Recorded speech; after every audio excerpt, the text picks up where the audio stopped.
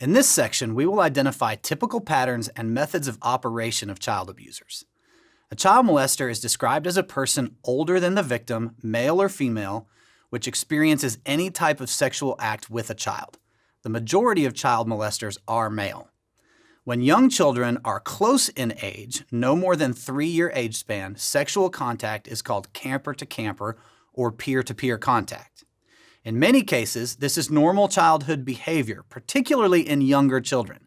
In other cases, especially with more than a 3-year age difference, or children that are pubescent, molestation may be involved. However, any case of sexual contact, regardless of the age of the child, is to be reported to the licensed youth camp operator or camp manager immediately. He or she will make the determination of the appropriate action to take. Who is the typical child molester? Often, camps, churches, and communities fall victim to the stranger danger by believing that molesters are dirty old men or strangers in trench coats. These stereotypes are not only inaccurate, but dangerous as they allow a false sense of security. Often the public becomes obsessed with the stereotype while never suspecting the real molester may be a respected member of the church, camp staff, or the community.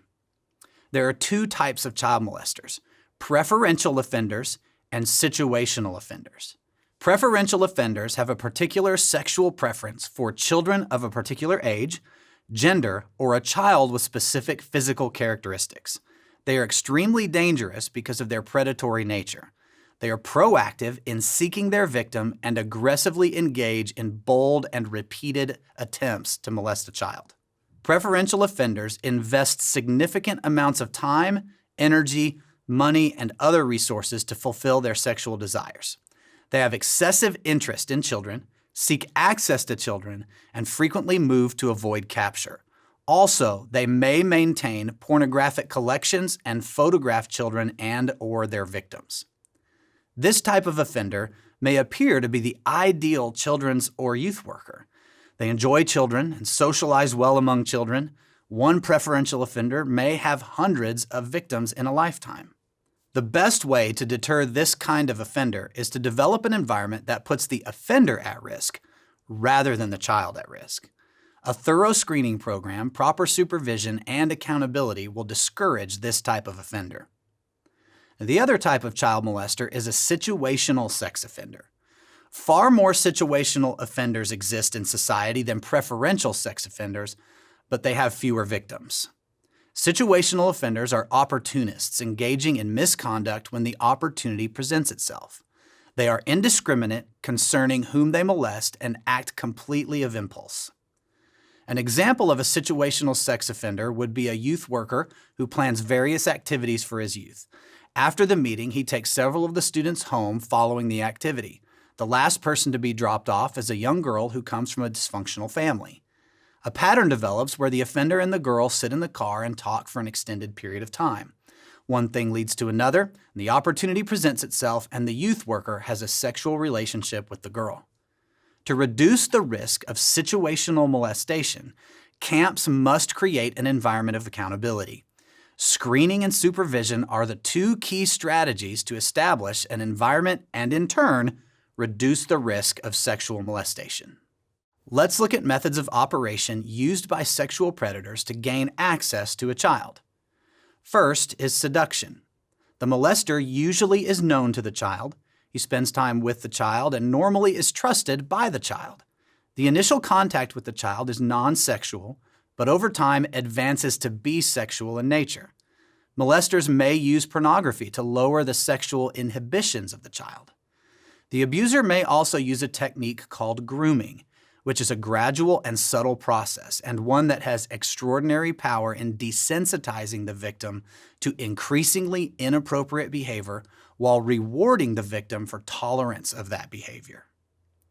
Another method is trickery. Molesters are creative in using the natural desires of a child.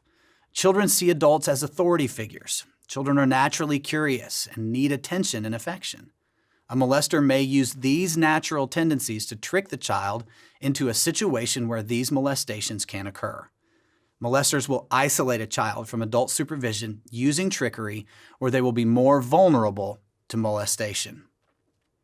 Let's move on to our next method, force. Usually there is little a child can do to resist force. When force is used, the child is rarely acquainted with the molester. Secrecy is the common thread in these methods of operation. Secrecy is maintained by several methods. They include, but are not limited to, bribery. This could include gifts, animals, or favors that interest a child. Blame. The molester tells the child that they are at fault for what has happened. Embarrassment. Children realize that what has taken place is wrong. Loss of affection. Often the molester is a person that is loved by the child.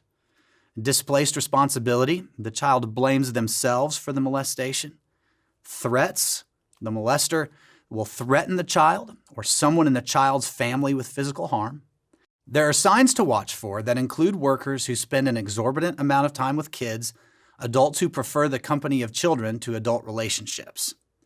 You can also watch for an adult who singles out one child for special attention, seems to spend money on other people's kids, or owns children's books, games, and toys, even though he or she has no children. In this section, we have discussed how there are two types of offenders, preferential and situational, and they have many different methods of operation. But with proper screening and with supervision and accountability, we create an environment that puts the offender at risk and not our children.